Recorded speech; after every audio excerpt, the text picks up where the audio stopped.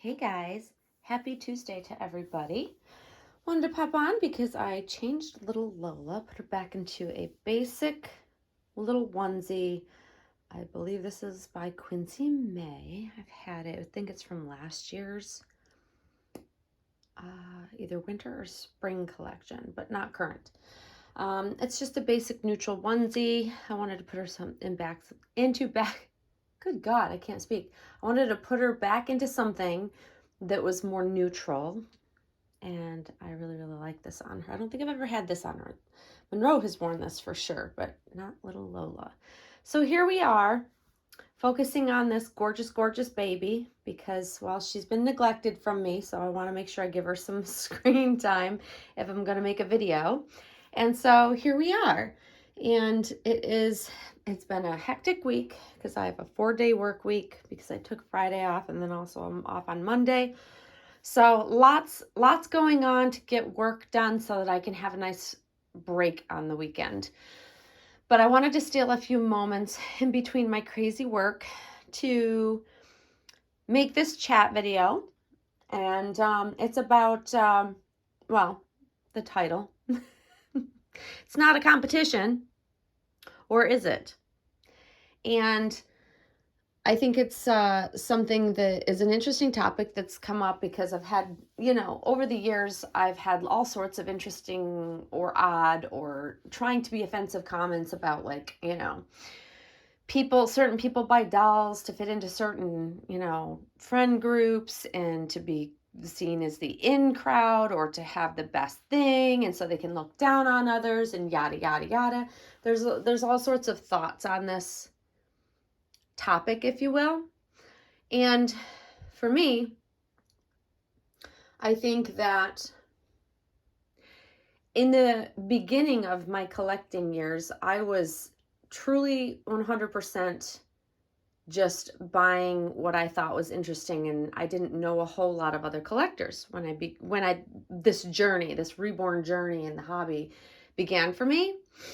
And as I got to know people and see their dolls and see the different quality of what was out there and what was available, my underlying goal was always to seek out and find the most realistic baby doll that could fool someone into thinking they were a living baby. That's always been my goal. It's never been about really anything other than that for me. And a huge appreciation for the art of reborn dolls and how artists are able to manage to get them to look so lifelike that they could fool a person. That's the incredible thing about it. And so from the start, I was always intrigued, like, how could we possibly, like, right down to the very first reborn that you guys may have seen in a couple of past videos, because I have pulled her out, my very first reborn, that I wouldn't even call a reborn, but back when I started, that was what we called a reborn, and it's evolved to such, a beautiful art, but it didn't start out that way. But even though it didn't look realistic when I got it home, it certainly looked realistic in the pictures on eBay before I bought it, because it was still not a, off the shelf play doll. It had been enhanced, and I had never seen anything like that before. And so from that point in time, even though when I got it, I was like, ooh, not what I expected, I just started doing more research on what that people were calling reborns. And from there, my obsession to find a real looking baby doll, collectible baby doll, just grew and grew and grew. And then I discovered Linda Webb original artwork, one of a kind clay sculptures. And she was probably one of the biggest first artists that started sculpting to make actual kits in which could be painted versus buying a doll off the shelf. And I started following her, and I immediately wanted to get on her waiting list to have one of her one-of-a-kind artworks. Never in the many years she was, still sculpting, and I was on the waiting list, did I ever get notified, because the list was so long that by the time she retired, she never even got to my my name on the list, which was added around 2000-ish. If that tells you anything. That's how many she sculpted a good number of dolls, but you know, things evolved, and then she stopped sculpting as much and was, sculpting a handful of sculpts for, reborn kits. And Emily Webb is still one of the most popular, probably most sold kits ever for being reborn. And they're still being reborn today. And the sculpting holds up to current time sculpting. Like, amazing trendsetter. And it just leads me to my obsession was always seeking out realism. And I never looked at it as like, if I saw a fellow doll friend, like on Doll Fan Forum, because that's how I, chatted with other collectors for many years, because it was before YouTube, it was before Facebook and Facebook groups, and well before Instagram and all of that. So the only way you could communicate and show off what you have to other collectors was in different forums. So Doll Fan Forum is where I met pretty much all of the longtime Dolly friends that I still am in touch with, most of them. And some are public collectors, some are private collectors. They don't share their dolls online. However, I would see people get beautiful dolls by artists that were either up and coming or, around for a while as the hobby grew. And I was in awe of what others could find. And that's how I learned how to navigate getting in touch and learning to get to know the artists and getting on their lists and trying to be in the right place at the right time to get my hands on one of those dolls. But I was never the type of collector who was, super jealous of what others had. I took it for, I can appreciate someone else having it, and then I'm going to seek out something special for me type of attitude. So there was never any competitiveness in that sense. And still to this day, if I'm looking for a doll, I don't care whether the doll is popular. I could care less. It doesn't matter to me. It just happens to be that Laura, Miss Lola May here, is one of the hands down currently one of the most popular sculpts out there, because she's pure perfection in how she's sculpted, and add beautiful art painting to it, and it's just perfection. But typically I have steered far and away from the most popular sculpts when I was buying reborns, because I liked having one of a kind dolls. It's one of the reasons why I really liked clay sculpted dolls, because there was only one of them. There weren't like editions of, and this was prior to having silicone, of course. So that was the best way to get a one of a kind, so you had the one and only. And I really liked the idea of that, because it made it special. There was a special value to knowing that you had the only one that was made that looked and was this particular doll. So even though reborns were super popular, I didn't always go for the ones that you saw. Like the early reborns, the first early sculpted reborns, the proportions were off. Like the heads usually were way too small, and they didn't have full limbs like they have now. They were just like, some of them were just a quarter limb, in the arms and the legs. And then there were 3/4 limbs, which are still see dolls being sold and around with 3/4 limbs, and those are better. They've learned to put them on good bodies. But you have to kind of remember, like early on, it was trial and error, and there weren't that many actual artists sculpting to make reborn vinyl kits. So you just had, a certain number to choose from, and it was getting better and better.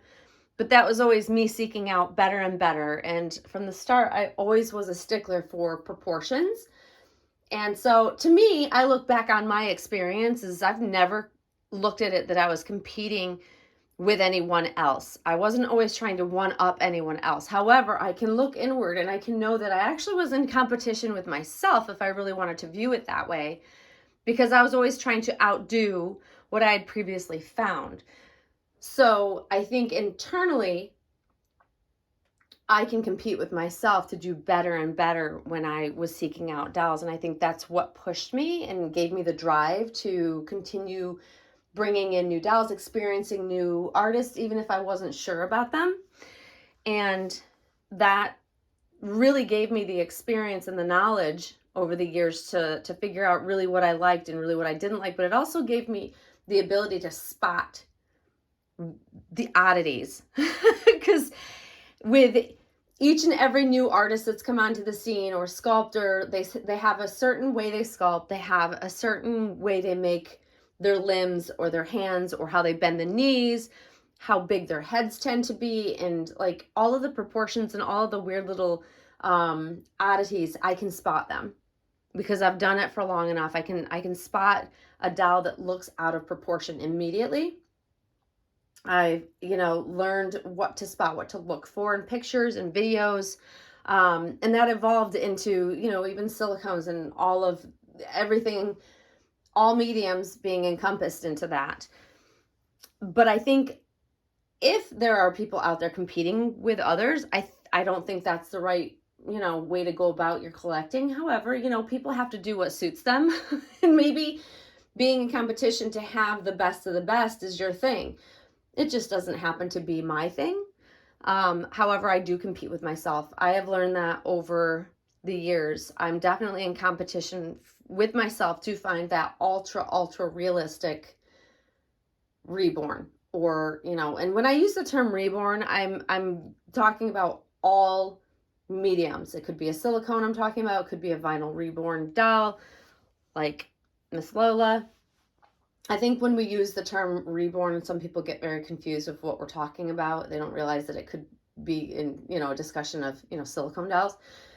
So it's a broad term we use now, but it can still confuse new to the hobby people, I've noticed. But yeah, I think it's an interesting topic. I'd be curious to know your thoughts as a collector, whatever stage of collecting you're at. If you're newer, if you've been around for a while, if you've been around a really long time. Have you ever felt like you were in competition with other collectors when you're buying your dolls? Did that play a part or play a role in which dolls you chose?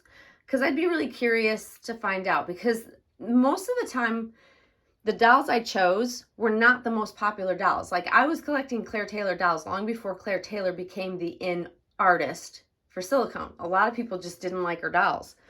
She was not popular.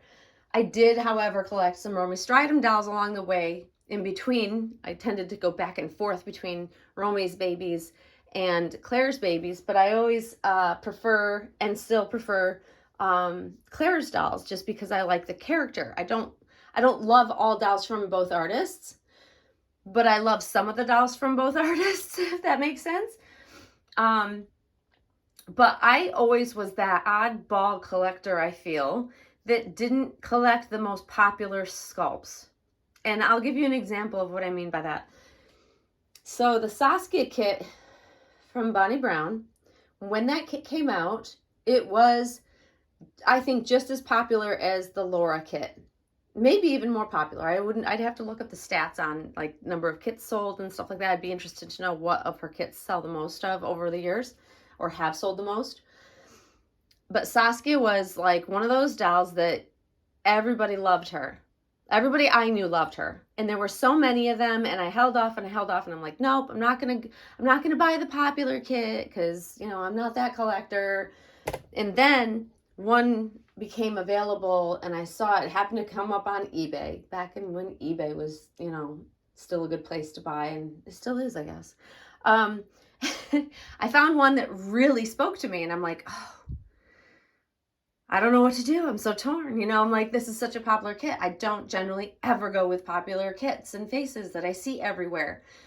And I took a chance, bought the doll, brought the doll home. She's in videos. She's gorgeous. She was absolutely gorgeous. However, I couldn't get past the fact that everybody and their brother had a version of this. And they were plastered all over the internet being shared because it was such a beautiful kit. Everybody wanted to share their version of, because, well, why wouldn't you? Totally get it.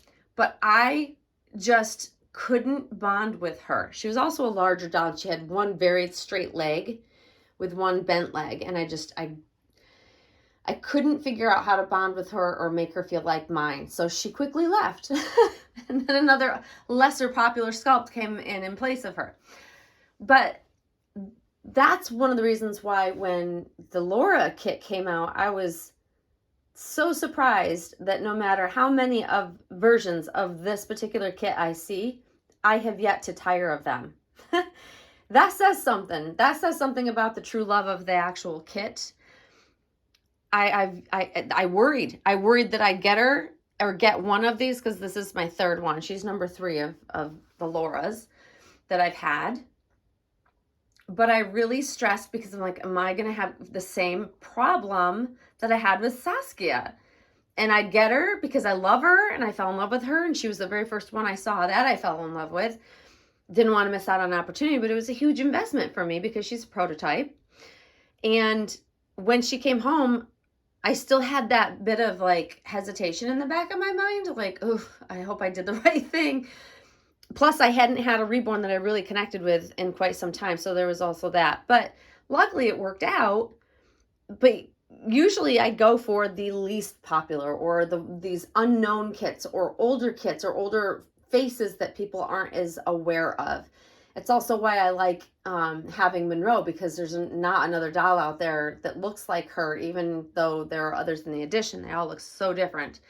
And she's so unique looking. Even if you were to try to paint the vinyl reborn version of the Dwayne, which is that's what Monroe's sculpt is, none of them have ever looked remotely close to her. It's just and that makes me happy.